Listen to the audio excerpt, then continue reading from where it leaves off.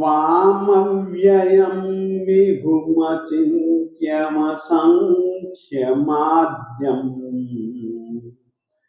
ब्रह्माण्डमीश्वरमनन्तमनङ्गकेतुम् योगीश्वरं विदितयोगमनेकमेकम् ज्ञानस्वरूपममलं प्रवदन्ति सन्तः। एक बार अपन लोग भक्ताम्र स्तोत्र के इस श्लोक का अपन लोगों ने शुद्ध आलेखन किया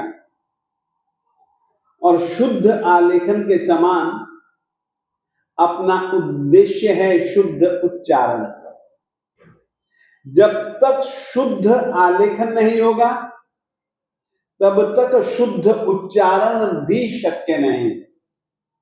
देखिएगा, सबसे पहले अपने को इसमें यह समझना है कि बिना स्वर के कौन कौन से शब्द हैं। जैसे कि त्वामव्ययम् में त जो है वह बिना स्वर का है, न इसमें अ है, न ई है, न उ है, कुछ भी नहीं है, केवल अकेला त है, मूल व्यंजन है और बिना स्वर का है। दूसरा मव्ययम् में जो व है ना, वह हलंत है, बिना स्वर का है। तो इनका उच्चारण करते समय इन वर्णों के साथ में स्वर नहीं जुड़ेगा और इनका उच्चारण इतना स्पष्ट रूप से हम करेंगे कि बिल्कुल आधा ही मिलेगा। त्वामव्ययम्, त्वामव्ययम्, त्वामव्ययम् बोलिएगा। त्वामव्ययम्, त्वामव्ययम्, त्वामव्ययम्। अब इसी ही तरीके से ये अब देखिए, आधा न और आधा त, ये दोनों हलंत ही नजर आए। इस न का उच्चारण आप स्पष्ट रूप से नहीं करेंगे, क्योंकि आपको कह चुका हूं न, य, ण, न, म का उच्चारण अनुस्वार के रूप में भी किया जाता है। तो विभुमचिन्त्य, इस न का उच्चारण तो आपने अनुस्वार के रूप में कर डाला, परंतु ये जो त है, ये न, य, ण, न, म उनमें से नहीं है। ये स्वतंत्र रूप से एक व्यंजन है, इसको स्वतंत्र रूप से ही बोला जाएगा। त्वामव्ययम् मचिन्त्य, मचिन्त्य, इस न का उच्चारण आप अनुस्वार के रूप में ही करेंगे, मचिन्त्य। इसी तरीके से मसंख्य, ख भी आधा है और यह पूरा है, तो मसंख्य, ख में आप किसी भी स्वर को जोड़ेंगे नहीं, बल्कि ख को आप बिल्कुल हलंत बोलेंगे, मसंख्य। इसी तरीके से द में यह जुड़ा हुआ है, द हलंत है, मसंख्य माध्यम, माध्यम। फिर से बोलिए, त्वामव्ययम्, त्वामव्ययम्, त्वामव्ययम्, त्वामव्ययम्, विभुमचिन्त्य, विभुमचिन्त्य विभुमचिन्त्य विभुमचिन्त्य मसंख्य मसंख्य मसंख्य मसंख्य माध्यम माध्यम ब्रह्माण ब्रह्माण ब्रह्माण ब्रह्माण मीश्वर मीश्वर मीश्वर मीश्वर म बड़ी है, म में जो ई की मात्रा है वो बड़ी ई की मात्रा है, तो मीश्वर मीश्वर मनंत मनंत मनंत मनंत मनंग मनंग मनंग मनंग केतुम केतुम केतुम केतुम योगीश्वरम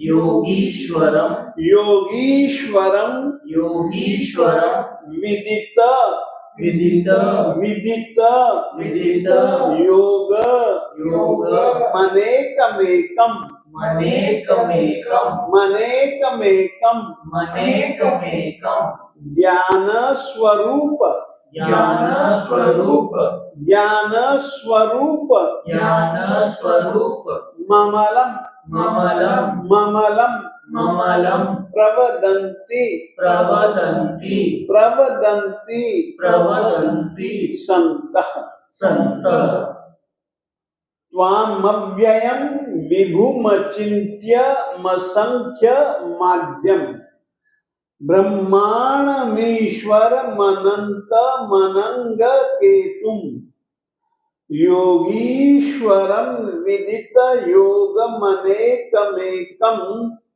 ज्ञान स्वरूपममलम प्रवदन्ति सन्तः। शुद्ध बोलने के लिए हमको वर्ण विभेद करना बहुत आवश्यक है।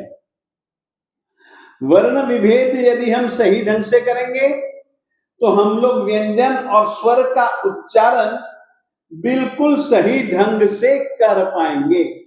जैसे कि इन 4 पदों में से मैंने तीसरे पद का चयन किया और उसका किस तरीके से वर्ण विभेद होगा वह मैं आपसे कहना चाहता हूं, आपको बतलाना चाहता हूं। योगीश्वरम य प्लस ओ प्लस ग और ग के बाद में बड़ी ई की मात्रा है, इसीलिए ग के साथ में प्लस दीर्घ ई की मात्रा यानी कि दीर्घ ई। फिर हम योगी श श श तालव्य श बोलिएगा, दंत्य स न बोलिए और मूर्धन्य श भी मत बोलिए। योगीश्वरम श प्लस व के साथ में जोड़ दिया अ तो बन गया व पूरा योगीश्वरम। र हलंत फिर उसमें अम जोड़ दिया तो योगीश्वरम योगीश्वरम। विदित योग मनेकमेकम व प्लस छोटी ई की मात्रा, ये याद रखिएगा, मैंने पहले ही बतला दिया था। जिस वर्ण के साथ में, जिस व्यंजन वर्ण के साथ में स्वर जुड़ जाता है तो वह वर्ण, वह व्यंजन पूर्ण माना जाता है। तो विदित में व में छोटे ई की मात्रा जुड़ी हुई है तो ही वी, ऐसे ही दी, द प्लस छोटे ई की मात्रा, ई क्या ही जुड़ गया, विधि त प्लस अ, त हलंत है, विदित त हलंत है, इसमें जुड़ गया अ तो विदित। योग य प्लस ओ तो योग ग प्लस अ तो योग। मनेकमेकम म प्लस अ तो बन गया म पूरा न में जुड़ गया ए तो न प्लस हलंत, न हलंत प्लस ए तो मने। ऐसे ही क प्लस अ तो मने क। म क के ऊपर अनुस्वार है जिसका उच्चारण म के रूप में होता है, मगर एकम का ए जुड़ा हुआ है तो म में ए जुड़ गया तो मने कम में। कम क में अम जुड़ गया तो मने क में कम। इस तरीके से शेष 3 पदों का भी आप लोग स्वयं वर्ण विभेद करेंगे और वर्ण विभेद करने के बाद जरा आपको वर्ण का उच्चारण सरल और सही हो जाएगा। अब संधि विच्छेद। संधि यानी कि दो चीजें जब जुड़ जाती हैं तब उसको संधि कहा जाता है। व्यंजन के साथ व्यंजन का जुड़ना, व्यंजन के साथ स्वर का जुड़ना, स्वर के साथ व्यंजन का जुड़ना, स्वर के साथ स्वर का जुड़ना, ये 4 प्रकार से व्यंजन और स्वर आपस में जुड़ते हैं। जैसे कि यह है त्वाम अव्ययम, त्वाम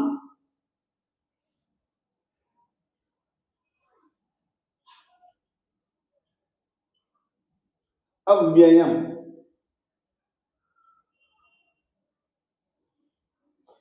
त्वम में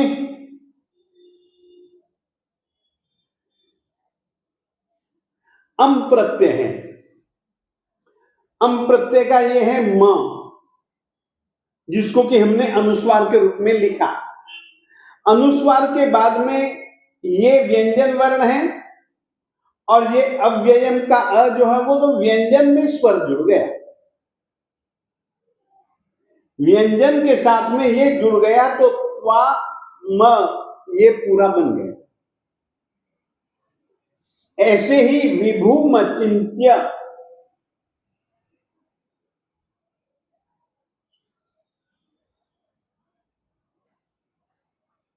विभूम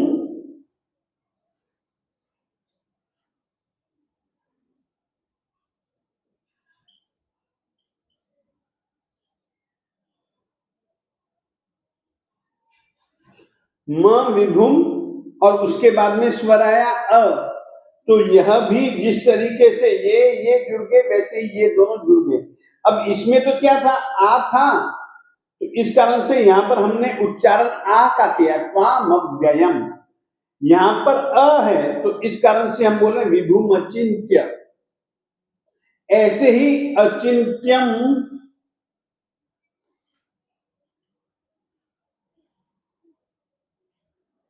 प्लस अ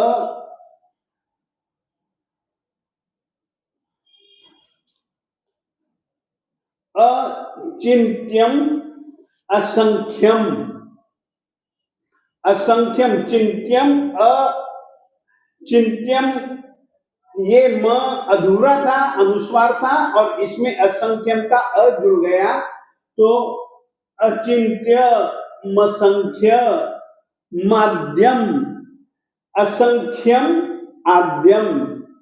तो इस तरीके से व्यंजन के साथ में व्यंजन के पर में स्वर होने पर व्यंजन स्वर के साथ में जुड़ जाता है तो मसंख्य माध्यम।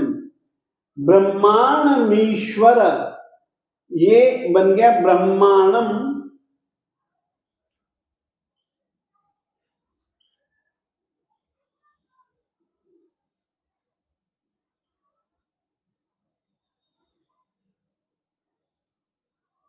ब्रह्मांडमीश्वर ये हलंत म था, ब्रह्मांडम ईश्वरम, तो ब्रह्मांडमीश्वरम, ब्रह्मांडमीश्वरम अनंतम, अनंतम अनंग केतुम। तो इस तरीके से अनुस्वार के रूप में जो म है उसके बाद में अस्वर होने के कारण से मनंत, ब्रह्मांडमीश्वरम अनंतम अनंग केतुम।